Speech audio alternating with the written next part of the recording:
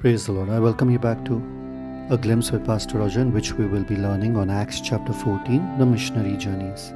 Acts chapter 14 is divided into 5 parts: Iconium, Lystra, Derbe, the return trip, and back to Antioch of Syria. In Iconium, we see what happens over there. We see conversions, wherein a great number of Jews and Gentiles respond to the message. Then we see the confirmation, wherein Paul and Barnabas spends considerable time there discipling new converts. Then we see the contrast, wherein Paul's message divides the city, half receiving and half rejecting.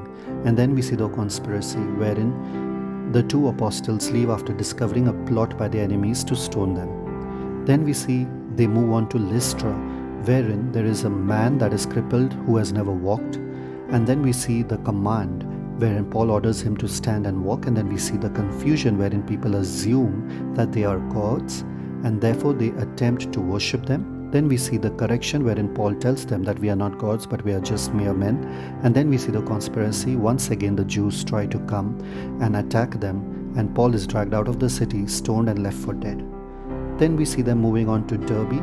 We see the preaching over there, wherein they preach the gospel, and we see they also teach the gospel over there. Then we see the return trip, wherein they come back to Lystra, Iconium and Antioch of Syria, and there they strengthen the churches and they select elders in the churches. And finally they come to Antioch of Syria, wherein they report to their home church as to what all happened along the way, and then they remain in their home church for a long time. Hence, this chapter is divided into 5 parts. That is Iconium, Lystra, Derbe, return trip, and back to Antioch, Syria.